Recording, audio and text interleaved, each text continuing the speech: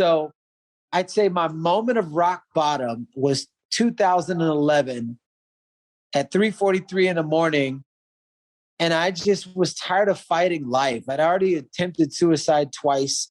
And I was just like, okay, I'm tired of fighting. I don't want to fight anymore. I want to be healthy. I want to be happy. I want to be surrounded by nothing but positive people. And I just want to inspire people. And I want to make a bunch of money, but I want the money to represent something that I passionately believe in that I would do for free. And in closing, a week later, I'm at the gas station and a homeless guy asked me for money. And I said, you have more money than me. And he said, change your mindset, change your life. That moment right there, the way that it landed, the energy that it hit my frequency field caused me to think about every aspect of my life, like the little kid in the movie Sixth Sense who didn't know he was dead, but his life flashed before his eyes. And I said, what if I tell myself something different with the same circumstance? Well, it's been 10 years since that moment. And I'm 10 years removed, and I've been able to attract the life that has surpassed my wildest dreams by simply practicing doing the opposite in any area of my life where I wasn't happy. And now we're here.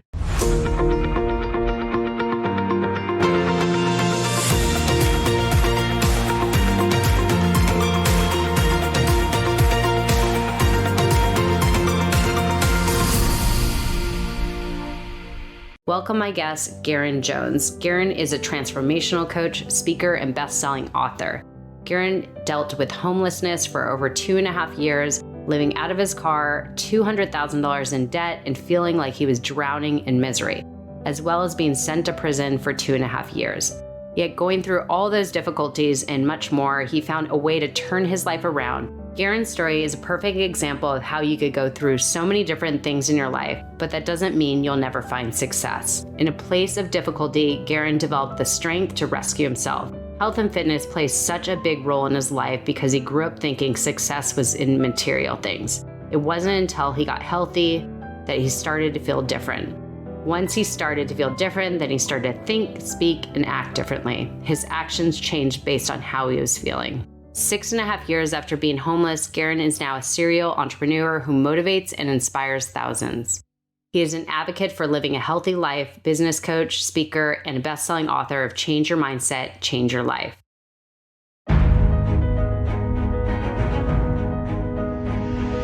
Garrain Jones, welcome on the podcast.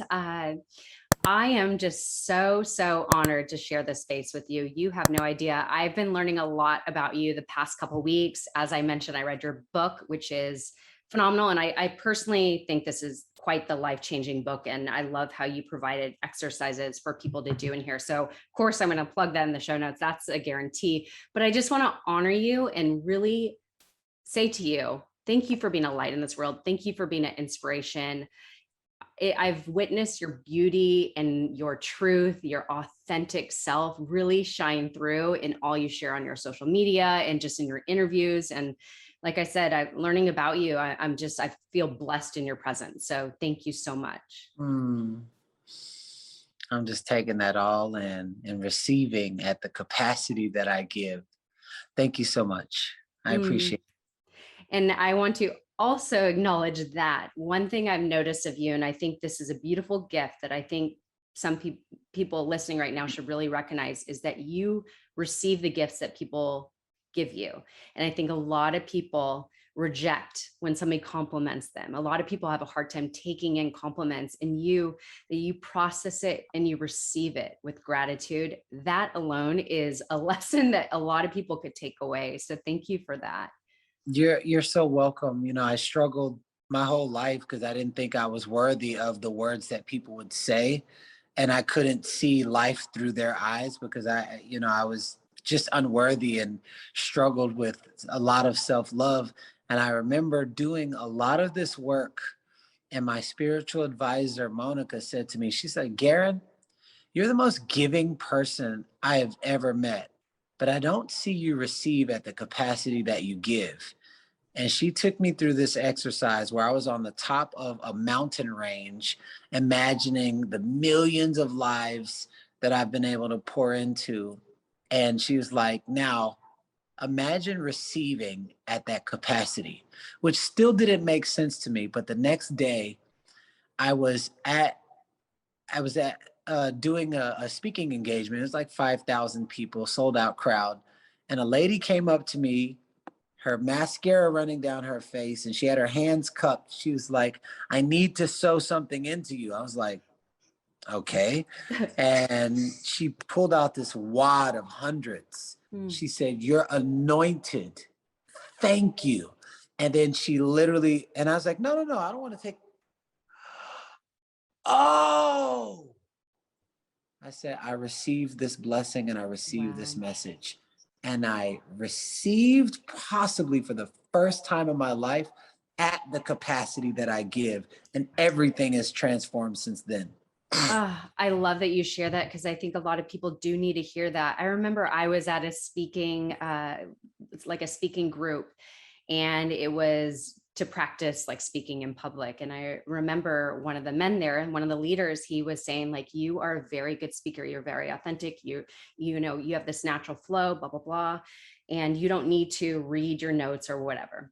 And I remember when he said those compliments to me, I literally backed it up with, oh, but no, I have this wrong and this wrong, this wrong. And he's like, see, that's the thing. Receive the compliment, because usually men or women, it could be too, when they compliment somebody, it's like they're putting themselves out there to acknowledge you. And so if you reject it, it's almost like you're rejecting them. So that was a good, powerful lesson for me as well. So I think it's so great. I love that you say, like, be able to receive at the capacity that you give. Beautifully said. And not deny somebody the opportunity to give, because that's what you do. You're really good at it. Okay, so if you know what it feels like to give, maybe not deny somebody the opportunity to feel that same way, which by nature allows you to receive. Yes. And you call this the flow.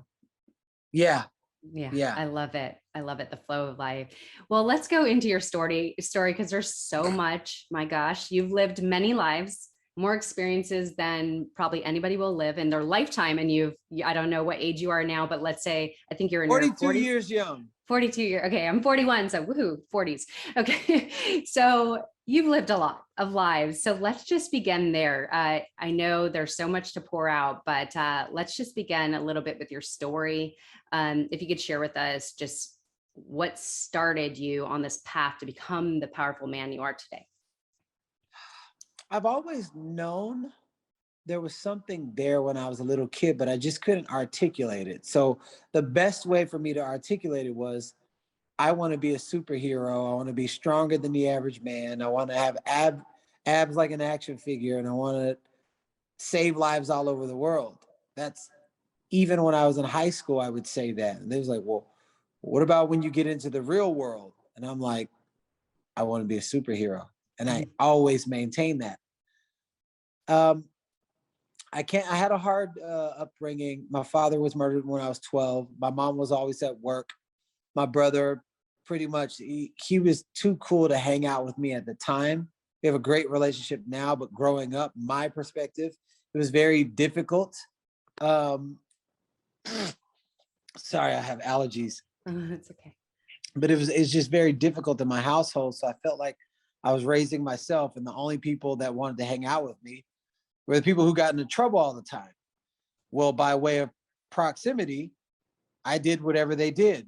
So I broke into cars, I broke into houses, I led runs where I would break into cars with other people, influence them to start doing bad in the city and in the environment, to the point where nobody wanted to hang out with me. No kids wanted to hang. I mean, their parents wouldn't allow them to hang out with me. And then, that cycle just kept going. I was in and out of juvenile, and the cycle just kept going. And then once I got into the real world, I didn't know how to do anything else other than how I was raised, which was cause problems, chasing women, trying to sleep with every woman that I could, that was beautiful, because no girls liked me growing up. So I just like dominated that energy, dominated breaking into cars energy.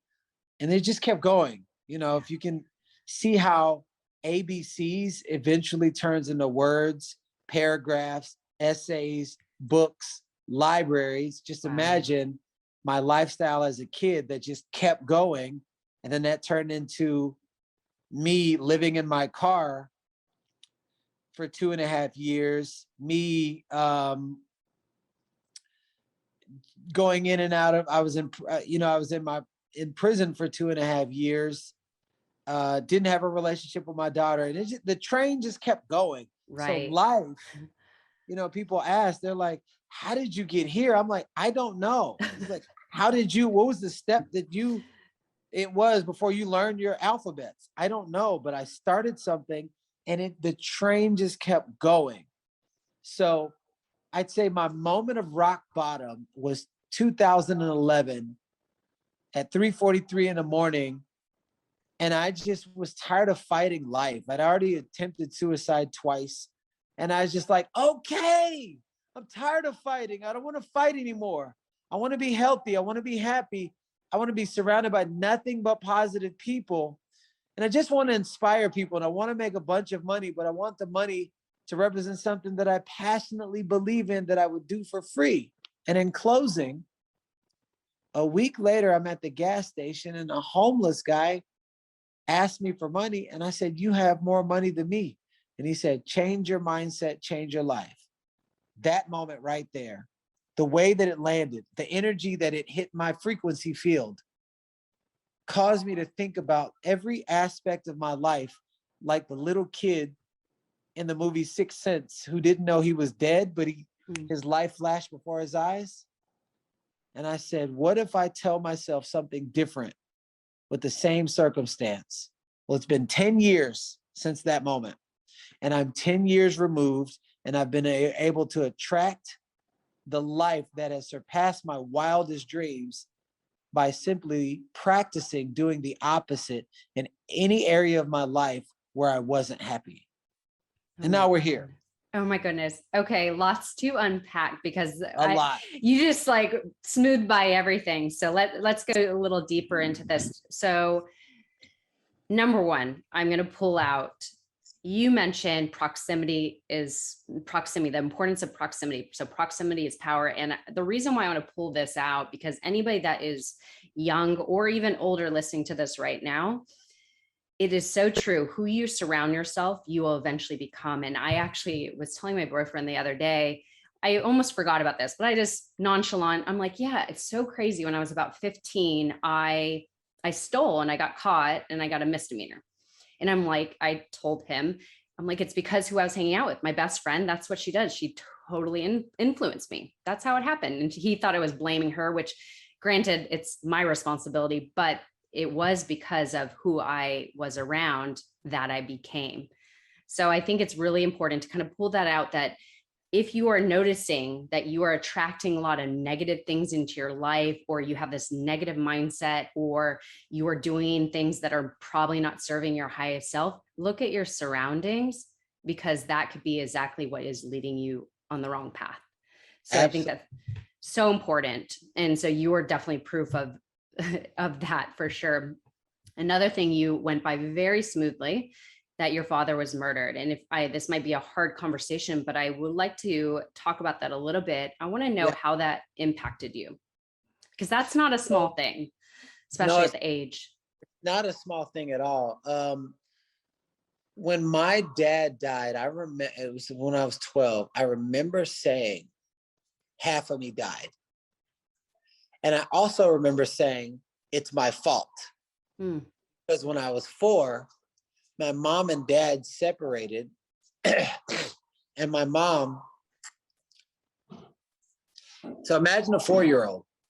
My mom said, pick which parent you want to go with at 4, meaning they're separating. My brother had chose my mom, and I originally chose my dad.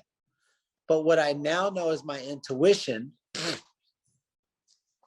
was, while me and my dad were driving away, I said, stop the car. I want to go with mom. I want to go with mom. I remember driving back and then watching my dad drive away. So every argument that my mom and dad had after that, I said, they're arguing about that moment that I didn't choose dad. And when my father was murdered, I said, it's my fault, because maybe if I had been there and I would have chosen him, that wouldn't have happened. So it hit me in realms and layers of pain, affected me for years. And when half of me died, when I said that, I was also talking about the man in me died. That was my only reference of a man. And I never had relationships with men until 4 months ago, and I'm 42. Oh my goodness. So it just kept going. And I was like, oh, half of me died. I didn't honor the masculine in me. I was raised by all women. I didn't honor this. I didn't honor that. This, to me and my relationship with my wife, who operated mainly in the masculine, she was training me in the masculine while I was training her in the feminine. And we like pretty much interesting, because she was occupying the space that I was supposed to be in, and I was occupying the space that she, but they were by nature. So I wasn't in my natural state. And so now we've been able to literally create the inverse of the yin and the yang, which is why I attracted her. I know it because my weaknesses are her strengths, and her strengths, and it's vice versa. So it's my relationship with my wife that taught me about the man in me that I haven't yet dealt with, that was the unhealthy masculine. And then I developed that into the masculine, which allowed me to be fully embodied the masculine and feminine energies. And then I was able to approach my 12-year-old self and say, oh, it was not your fault. Here's what happened. And you get to be compassionate about it. And I'm sorry that happened, little Garrain, but it was not your fault. And it wasn't your fault that he died. That was his time, and his time came due. And that's what freed myself from that space. So it gets like really, really, really deep. Wow. Well, thank you for sharing that so openly, because as you mentioned, this only really happened 4 months ago. And it's so interesting how you share that you were more in your feminine and she was more in her masculine. That's what attract each other, because generally to have an intimate relationship with somebody, generally it has to be opposites when it comes to the energies. Here's where it got tricky. I always had the alpha dog. Okay. So I thought alpha dog meant masculine. I had no idea that it was a completely different thing. And I was like, yo, no, I've never developed the masculine, because I never even gave it a shot, because I said, I'm choosing woman. Like I chose to go with my mom. And I was like, I don't want to go with my dad. So the way in which it happened, so I thought, oh yeah, I'm masculine. That was the alpha from the streets and all that comes, but I never practiced in the masculine, the responsibility, the focus, the structure, the integrity, all those things. That was nowhere near in my frequency field.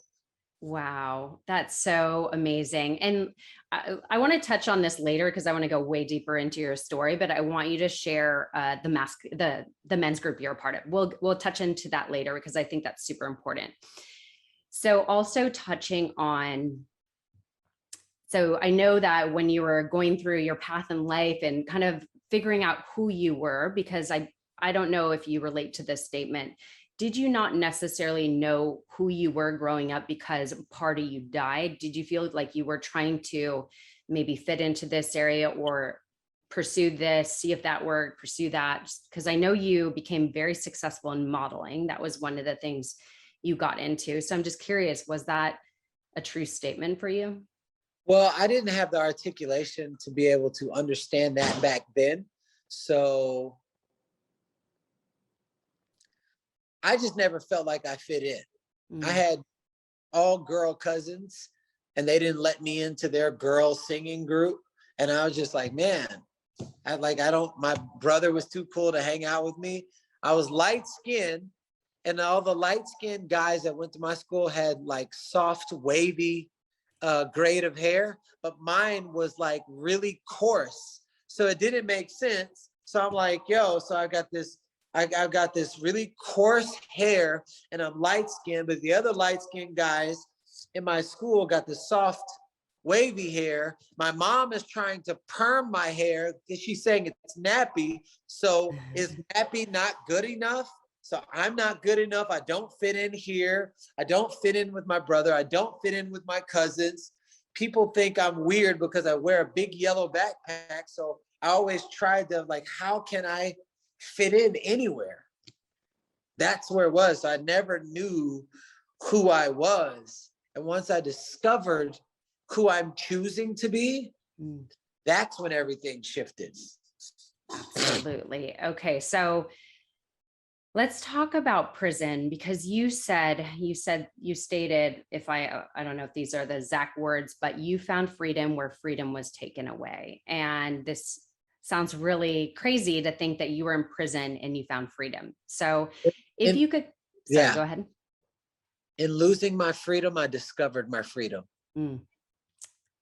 So let's talk about that. Number one, what brought you to prison? Because I know from what I heard about your story, and of course, to hear all about your story, read the book, number one, or listen to many of your speeches or podcasts that are online, of course, more on this podcast, but you were very successful in modeling. And then you started doing other things to make money. And that's pretty much what pushed you into getting arrested. Can you kind of walk us through that? Well, here's where that even mentality started. When I was little, like 6 years old, I was asked my mom to buy me some $150 pair of Jordans. She was like, oh, we can't afford that. Whenever you can make your own money, you can buy whatever you want. I was never taught about integrity. I was never taught how to make money. Whenever you own money, you can buy whatever you want. So when people are saying, how could you have then done all of that bad stuff? We had so much going good. I was like, you got to understand the underlying program. Wow. The underlying program is a little kid who will do anything to make money. So no, I wasn't taught integrity, and nobody modeled integrity around working hard to make money. Not one person in my life. Wow. So I never even saw it. So when I had money coming in from modeling, it would take like 6 months for me to get a check, or 3 months for me to get a check. Never made money like right away. True. So I had an opportunity to drive this car. It's like a luxury vehicle, from one border to the next, go over the ferry, and then go from the UK to Rotterdam, and then earn 4,000 pounds. And at that time, 1 pound was 2.3 US dollars. Just $8,000 cash, just like that, in a one-day trip. I never made money like that quick before. I never knew what I was carrying. I just knew that it was something bad. Don't ask, don't tell. So I did that route 7 times. The last time they had me fly into France, which I thought was weird because I never went to France. And I mean, I've been to France, but I never went into France for this particular route. And so everything about it felt that yuck feeling, like, something is not right. So that's what was going on. I get to the border, and each time I would use the cover of a modeling magazine that I was on. I'm like, what are you doing in the country? Oh, I have a photo shoot. And I would use that every time, and this time I tried to use that and it didn't work. They was like, well, we need to x-ray your car. Wow. They open up the trunk, never ever touched my car. They just always let me go through. Open up the trunk, there's Congo drums, and I'm like, shit, what are those? And there's like, are these yours? I was like, yeah, I'm a musician. I was trying to think of anything. Right. And then they put those Congo drums through the x-rays, and you can see these little bricks inside the x-rays. I was like, I don't know what that is, but this is not looking good. They opened up the Congo drums. They were hollow, so they axed open the Congo drums, and they pulled out these yellow bricks. It ended up being 6.2 kilos of heroin. And you were probably shocked yourself because you didn't necessarily know what you were. I didn't, if I'd have known that, because in my head, all the world responds the same way when it comes to drugs. You're getting 20 years. Wow. So my life is over. And I was like, yo, I never would have consciously have done that. I was just like, man, but maybe, I don't know what I was thinking, but I was so money driven that it didn't matter. So they put me in a holding cell for a week, trying to get me to confess. They're showing me videos of me on surveillance, and I'm saying that's not me. And with other people, because they're trying to get me to share who the other people were. I love my life. I love my daughter's life, and it's not worth me dying. So I'm willing to take it all. So I took it all. You have to excuse me. I got crazy allergies. It's okay. I'm so sorry. It's okay. Yeah. So I have crazy allergies. And then I go through this whole process. You know, in America, you get your first phone call right away. I didn't get my first phone call till after a year. Wow. So 1 year. So I'm in there. They sentenced me to 12 years in prison. So I'm not thinking that I'm getting out ever. Yeah. And so that's how that whole thing happened. I got popped for 6.2 kilos of heroin, and it was connected to cartel stuff. It was connected to stolen luxury vehicles. And I was like, wait. You're shocked yourself. Oh my gosh. Hold on. Yeah. You're like, I'm a part of this. Wow. Yeah, oh my God. So what's so important about this story? Number one, you're here now. You didn't do 12 years and you had a shortened sentence. I would love if you could share what actually happened in prison that was really transformative for not only you and also for you to actually get out of prison. I remember watching Shawshank Redemption. We were allowed to watch movies once a month. And Tim Robbins, which was the lead actor, and for anyone who doesn't know what Shawshank Redemption is, the movie that's based out of prison. And he says they can take anything they want away from me, but they can't take away my mind. And in that moment, I realized why I was in prison. Because while I was out of prison and I was free, which is why when people say, I want my freedom, I was like, you might not realize what freedom you're talking about. It might be freedom from love. You know, so it's it's a loaded question, because while I was free, I felt the most imprisoned in my life. And I remember saying, I feel like I'm so far away from where I'm supposed to be, like I'm imprisoned inside of my own body, to the point where I literally manifested oh my gosh, being far away in a prison in France, inside of a prison. And I said, if I can put myself in prison, maybe I can take myself out of prison. And then, God bless. Excuse me. And in this moment, I'm a free man. I chose, I'm a free man. So how I interpreted freedom is by doing everything that I loved when I was a little kid that I forgot about. I remembered that I loved singing.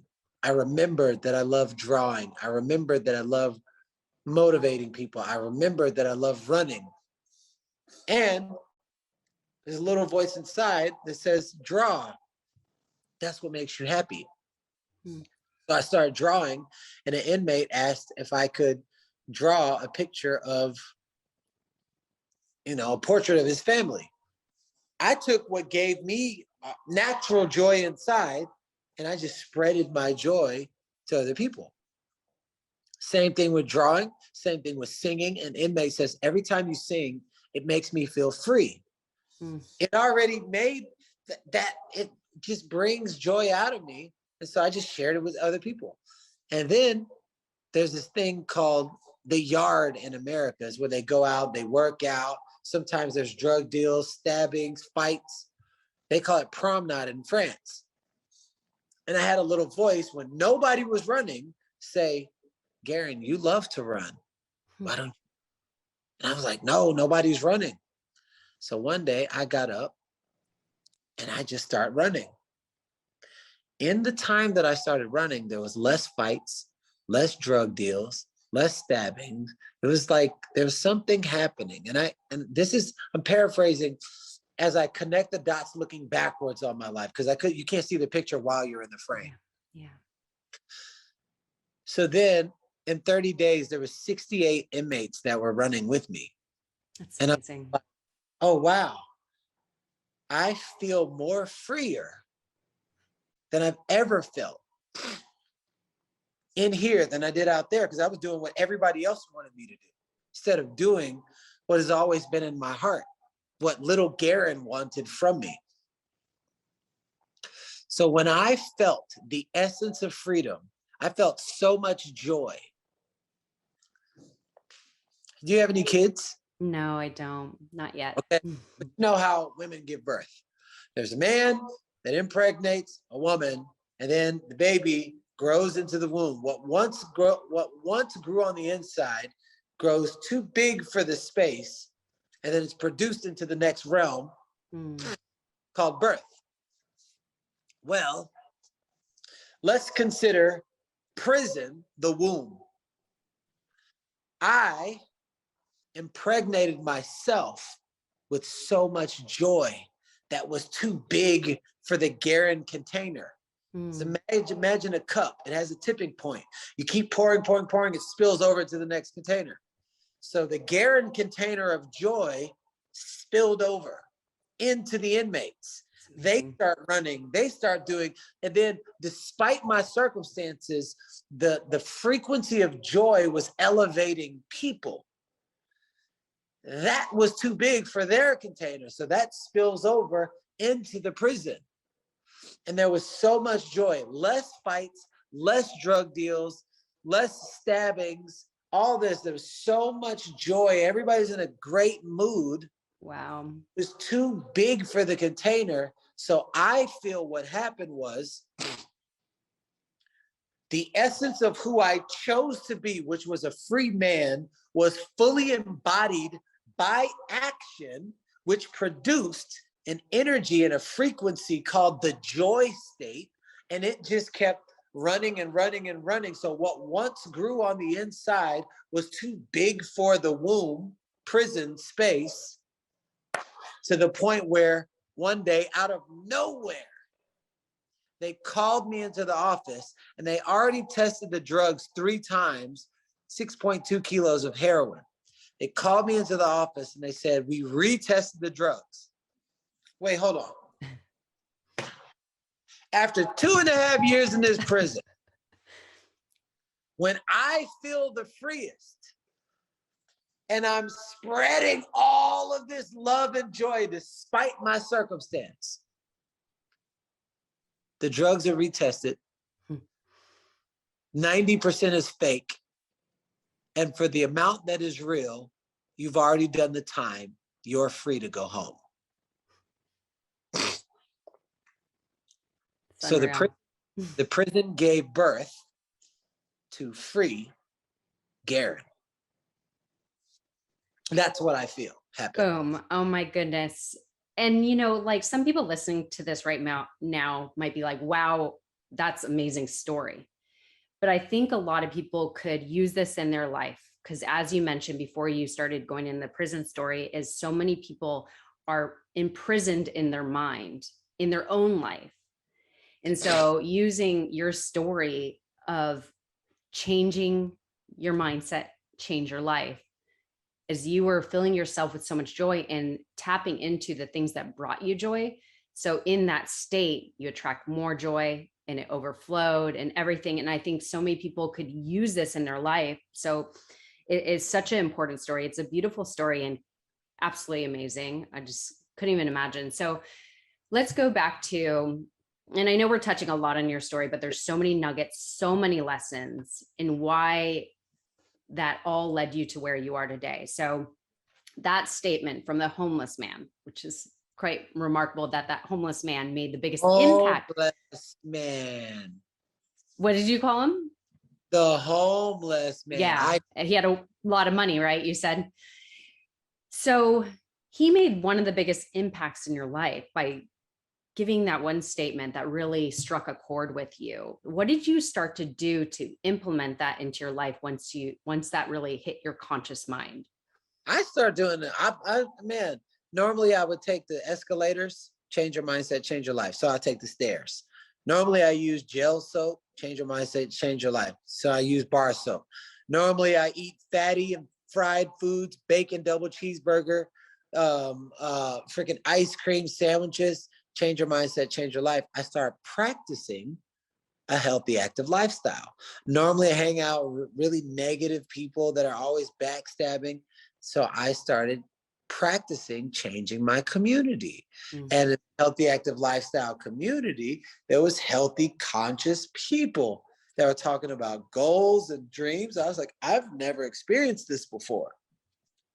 So by way of proximity, I started doing whatever they were doing, kind of like when I was a little kid, by way of proximity. So I see people reading these books, talking about goals, dressing this way, building people up, honoring their word, being integrous with their word, saying that they're going to take over the world one healthy person at a time.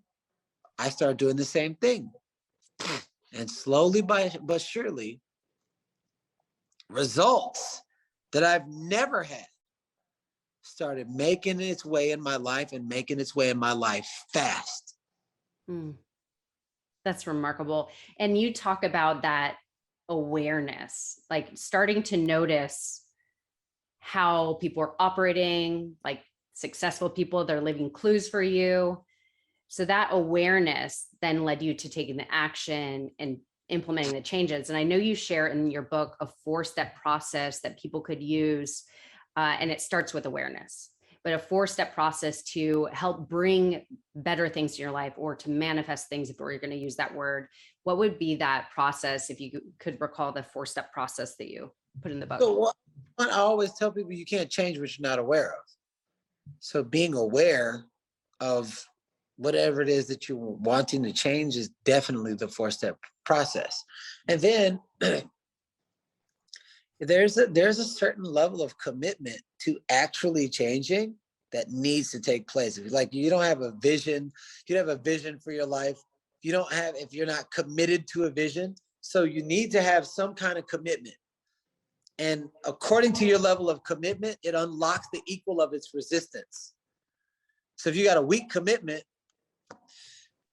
it unlocks resistance, but you can't hold weight inside of your life. So have awareness, and then be committed to trusting the process of the vision that you have. So you got to have a vision for yourself, because you can't hit a target that you don't have. So being able to say, this is what I want, this is why I want it, and I am deeply committed. Your commitment is the gateway to unlocking the magnetation of your distractions. So if you got weak commitment, you have stronger distractions. If you got stronger commitment, you have weaker distractions. So so by having awareness, and then being able to have a vision for your life, and then trusting the process and being committed to that process, it almost always gets you to the place that your soul knows that you need to be. It may not look like where you wanted to go, but your soul knows more than you, because you will logically try to think something, but your soul that's that little voice inside. It's like, I don't know, I just attracted this thing and I thought of this, and it's so that can be the mechanism at which you can follow whatever goals that you want, but it'll take commitment. It'll take you trusting. You need a vision, and you need to be aware of what you're going after. Yeah. And actually, you share so many stories too. And I love this one that you envisioned yourself. At the time you were also, we didn't mention this, but you were a singer. You got a $500,000 deal with a record label, and with Ludacris, and you end up walking away from it. But one of those visions you had for your life was walking on stage, receiving 5 awards, and retiring your mom. Yeah. How did you actually manifest this in your life? How did it actually turn out? Because this is great. I love this, because the whole idea of trusting the process and letting go of exactly what you wish it to be and kind of letting it come, so you kind of explain this, and I think it's beautiful. Yeah. Me and my wife, we have this saying, it's like, committed to the process, unattached to the outcome. Because if that outcome will mess you up every single time. Because if you're trying to logically make sense of something that occurs in the spiritual realm, you'll set yourself up for failure every single time. So when I was 13, and I didn't know this at the time, but when I was 13, I was like, I'm gonna retire, mom. I'm gonna retire you one day, and I'm gonna get 5 awards. And I just remember seeing this vision of being on the red carpet. And so when I left music in 2011, I was like, well, I guess that dream is out. So by me saying, I guess that dream is out, I let it go. Not knowing, I didn't know I let it go. So I end up in a company where they give away 2% of the company's earnings.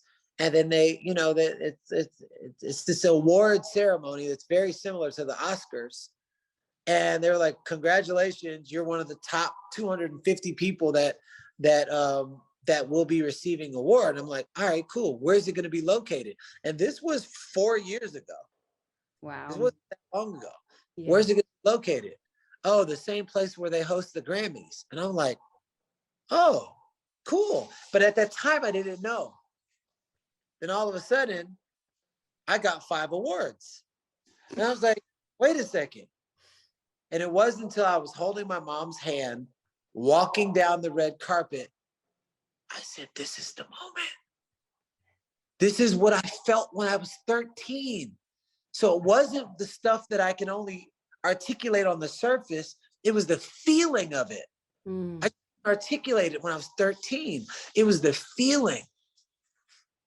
So all of a sudden, I'm walking down the red carpet with my mom. I look her in the eyes. My tears were hot. It was like heaven on earth, like this spiritual, divine moment. A portal opened up. And I said, Mom, call your boss and tell him you will never have to go back to work again.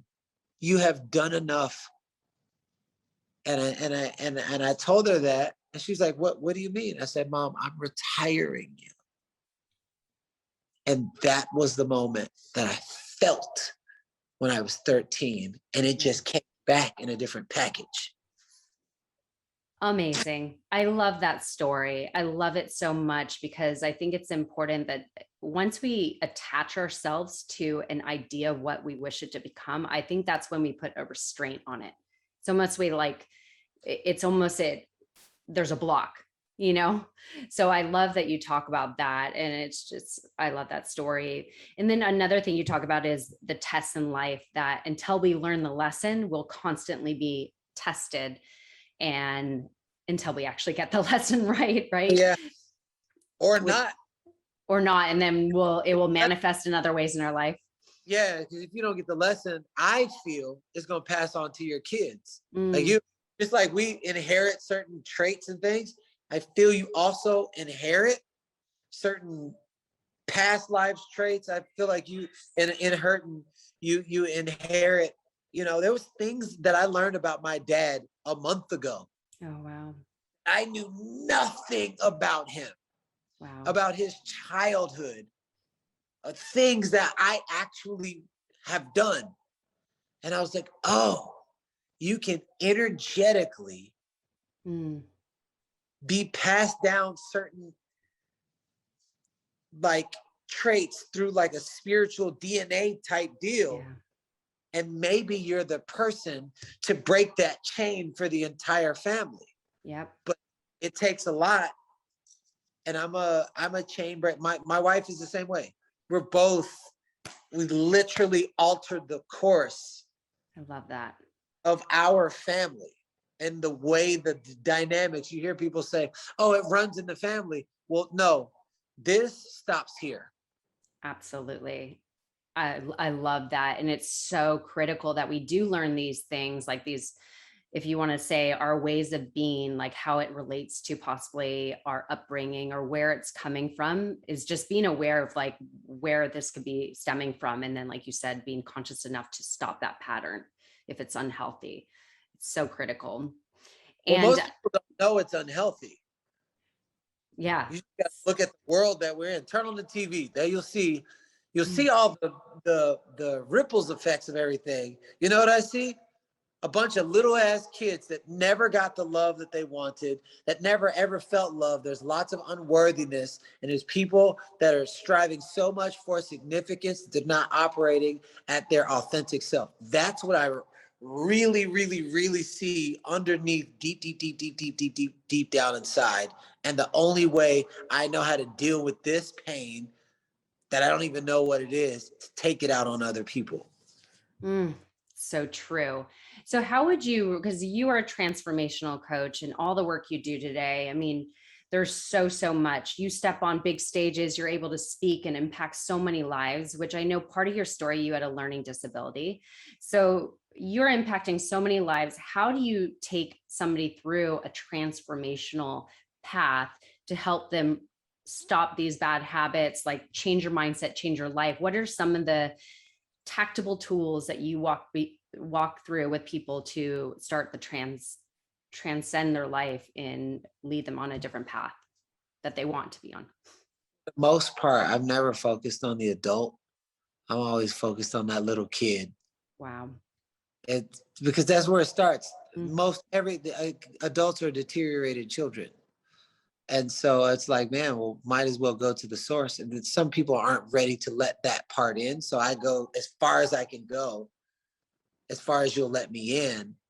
But if somebody will really let me into that part, I can support that area to the point where it feels safe through language and community. I don't know how, it just happens. And we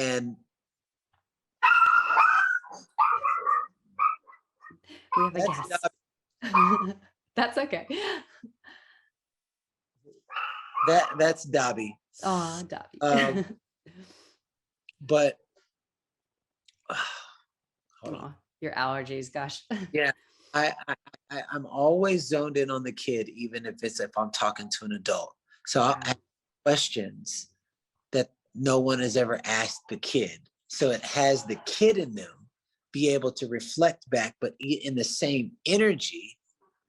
So I'm trying to get to that energy and support them, walking them through their lives, and transforming their lives from the level of the kid and not the adult trying to say the kid needs this and the kid needs that.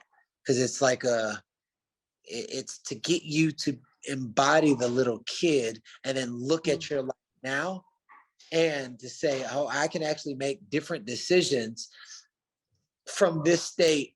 Oh, I got molested. Okay, so from there you created a story and the story created your life. So go back to the point where you created the story from the energy of that little kid. There's apologies, there's letting go of resentment.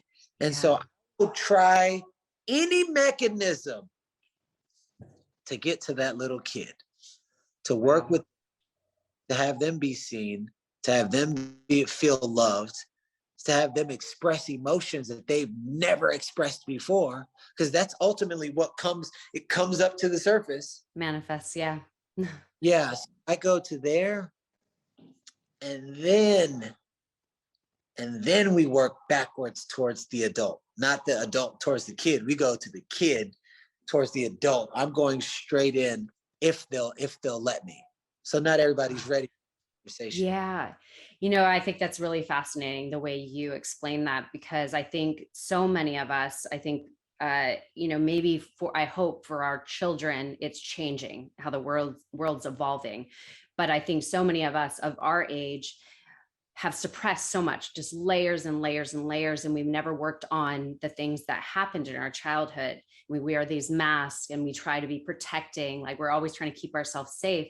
So we never dealt with that little kid. And I think that's what's coming up to surface right now so much, is that inner child work, because we're understanding how many people are unhealed from those traumas. And so their life is now manifesting in other areas like anger, substance abuse, Yeah. and all these things. And, of course, like the path that you led and everything. So it's so important, everything you shared. And I think that's a great thing for people to recognize, that maybe there is something that you have suppressed so much that you need to revisit. However, maybe working with somebody like yourself, or, digging further and how you could work on that and walk yourself through healing that inner child. Yeah, and ask yourself different questions. There's people that's like, "What's wrong with me?" Or you can be like, "There's nothing wrong with me, but can you tell me more about that?" Even my wife, sometimes I'll ask something, and she's like, "But you only asked one time. I could have asked a different way. You can actually do that with yourself." He was like, "Oh, what happened here?" "Oh, but I couldn't figure out anything that happened in my childhood." Well, maybe the little kid inside of you needed to hear it a different way. Maybe you needed to be in a different setting. Maybe you needed to play some music, something that the kid loves to do, before you can settle into the energy that allows you to drop into certain things that happen to you when you were a little kid, so that you can discover the running program that's literally running your life. It's like an open app on your phone. You don't close the app if you don't. That program's still running, and the more apps you have open, slower. That's a really good example, because that's so true. And actually, you talk about the whatever good or bad happens in our life is generally. I'm trying to remember exactly what you said. Well, talking about the kid situation, that if we're not feeling happy in anywhere of our life, generally we're detached from that joy that we once felt as a kid. Am I kind of like chopping that up? Well, not necessarily, but if you're not happy, it's connected to a story, and that story is connected to a face. And oftentimes when you discover the face that's plugging up the happy, what shows up is your natural state. Our natural state is joy. God bless. Yeah. So exactly. I mean, when you described everything that you did in prison, is how could I fill myself with joy? And I think that we have to, in general, tap into that more in our lives, is actually like, what do we love? What will bring us joy? Because that positive energy, again, will attract more positive things into our life. We're the most powerful magnet in the world. So if you're feeding your own cup, everything that you're doing is deriving from the energy that you give yourself. So if you're always pour out, but you don't do anything for yourself, now you're giving 100% from the 2% you give to yourself, which is not 100%. And I know you state this, and I completely always state this myself. You need to become the person you wish to attract. Yes. 100%. I mean, it's seriously like, there's not a truer statement, I think. So I would love if you could share a little bit about the men's group, because you touched about that only 4 months ago. Did you really recognize that there was parts of your masculine side that you weren't so in touch with. So talk Yeah. about the men's group that you're part of in Austin, which as I mentioned, I love so, so much. And what are you guys doing in this group, and how has it transformed your life personally? So, one, I've never had relationships with men. It's always been like, you're going to steal my girl. It's been this weird competition type deal. Never had relationships with men. And I never could understand why. And we moved to Austin. It's like my wife she's like a visionary. She wanted to move here before everybody started moving here. And I just, hell no. I'm never leaving LA. And when we got here, I noticed a very uncomfortable amount of men wanting to hang out with me. And I wasn't used to it. I was just like, and I remember saying to her, I don't know why all these men, there's lots of men that are around. Uh-huh. And then I just decided to lean in. Mm. I got invited to these men groups and I started being around these men. And, my boy Preston is out here and Stephanos is out here and my boy Samson. And then I just started to lean in, and I just kept getting invited to certain things and meeting more men, more men, more men. And then one day, when I was in like a deep, deep meditation, I discovered my hatred for men came for how my brother and my dad treated women. And I said, I will never, ever, ever allow myself. I will never put myself in a position. I said, I will always protect the women from men. So if I hate men, then I hate me. So that started at a young age. So I shared this in an open forum with all men, and other men said, me too, me too, me too, me too. I was like, oh my God, I'm not the only one. So when I was around this group of men for the first time in my life, it was the first time I felt like I can take the roof off and I'd have to carry it all. And I was around other people who carried certain weight, and it felt lighter. And we just started having more conversation. We started getting closer. We started talking about ideas, started being more creative. And I was just like, man, all of a sudden, start working out together. Then we started working out more together. It was 3 people. It was 6 people. There was 20 people. Then it was 50 people. And then it was like, yo, this is something, because there's other men whose marriages are changing. And it's not just a workout. There's something else. There's post meetings. There's pre meetings. There's inspiration. What if we could change this into something where we're doing shadow work with men, where we're doing workouts, where we're doing breath work, where we're just taking all of our skills and supporting while we're being supported. So once me, Stephanos, and Preston, who are the co-founders of Empowered Brotherhood, got together, every single time we got together, there was an elevation of energy. Even my wife pointed out, she said, every time y'all get together, it's like all these magical things happen. Awesome. So everything that you're experiencing online is from a core root of this magic. And we've been able to attract other leaders that vibrate in that same frequency. And so now it's starting to double and triple and quadruple. And it's all about creating a new way for a man to experience himself, which by default will create a new way for the world to experience man. That's embodied and empowered and really truly identifying and fully embracing the feminine inside of him and the masculine inside of him, and the duality of both, as it creates another entity called embodied, that embodied man. I so love it. I can't begin to tell you enough how much I love that you guys are doing this. And it's some great men that I highly, highly respect as yourself. And it's beautiful to see the work and just to see, like, you are a very transformed man, and you, of course, impact so many lives. But just to think that 4 months ago, you realized that there was something you still needed to address. And thank you for sharing so vulnerably that.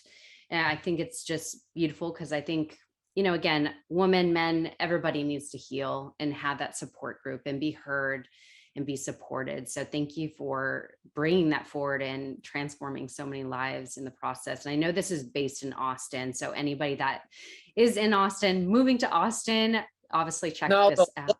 Part is based, but we actually are taking it global. And thank God. So have things as far as membership goes that's like all worldwide. I already have I was going to say you have to do that. So many people. Oh my gosh. I've worked with tons of women. They're like, I need my husband in this, y'all. We're like, we are answering to the calling. I'm so thankful. That's so amazing. Yay. I'm happy to hear that. In the next months, it's coming. Amazing. Okay. Well, I'll include everything in the show notes. So just a couple more questions. I want to make sure I honor your time. So who has impacted your life the most? If you were to name 3 people that you could say that you've taken away so much from just by their existence. Just by their existence. My wife just texted me. She said, obviously, me and Dobby. The dog. So funny, but Blair's one of them. My wife. Aww. My daughter. So my wife, my daughter, and there's this picture that I have of the higher version of myself. It doesn't make sense in this current reality. But I seek to even think about me 10 years from now. It always shapes me into that next level. It's like, you imagine 10 years ago, I was living in my car thinking about one day I'm going to be doing the things that I'm doing now. That was 10 years ago. Okay, cool. Now take this 10-year person. Now I'm thinking about 10 years from now. Yeah. So it's that higher version of Garrain that's like calling me forth. There's my wife, the only woman I've ever committed to in my life. Like, when I tell you ever. Wow. And my daughter, the first person that got me to open up my heart to women. And how old is because I know you have a daughter on your way, or is it a daughter? I don't even know. Yes. It's a daughter. Okay. Yay. But when you say your daughter, how old's you have another daughter? Another daughter who's about to be 20 December 6th. And so she's the first one that had you open up your heart.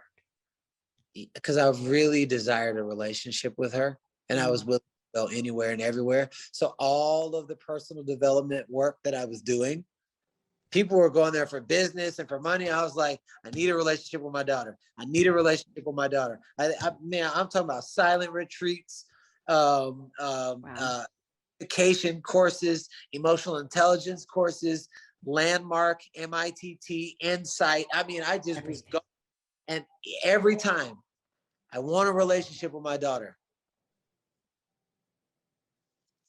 So sorry to interrupt. So what could you say for fathers out there that are wanting the same? How did you develop that? What is the best advice you could give? Because it seemed like obviously it was personal development. If you're operating from a space of shame and guilt because of how you showed up, you will never get to the place you want to go to, because you're allowing the past to define your future, and it'll continuously keep mutilating and recreating different variations of your future based off of the energy that you're deriving from. But what I learned was to create a different image of how you want to show up. what started it for me, which I'm still working through now, was I am the most powerful representation of who she will marry one day. Yes. No, I have no reference of healthy man in my life, in my past, not one. So I literally had to imagine what that's like. Wow. And then once I imagined what that's like, I started seeing other healthier men. Interesting. So now I'm allowing the future of possibility to pull me forward rather than the past that was keeping me trapped in that, inside of that. So the possibility of what I would like to create, I want a fun, loving relationship where we're both learning from each other. Boom.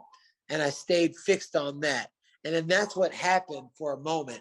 And we're working through some things right now, because nothing, you brush your teeth one time, it's not forever clean. So you got to keep, Yeah. Thank you for sharing that. I think that's beautiful. I really do. And if you were to name some powerful books, because I know you've read a lot of books and you read a lot of books over and over, if you were to name just a couple of powerful books that you would recommend other people to dig into besides yours, of course. That was about to be my first one. So The Power of Positive Thinking by Norman Vincent Peale, The Power audiobook by Rhonda Byrnes, Grow Rich with Peace of Mind by Napoleon Hill, Do the Work by Stephen Pressfield. Beautiful. Thank you for those recommendations. Okay. So if I were to ask you, just in closure, I always ask my guests, if you were to leave a piece of advice that you feel anybody in the world needs to hear right now, what would that be? What would you partake onto us?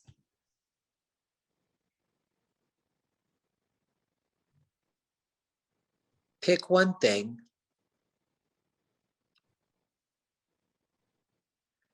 that brings you the most joy in your life from your childhood,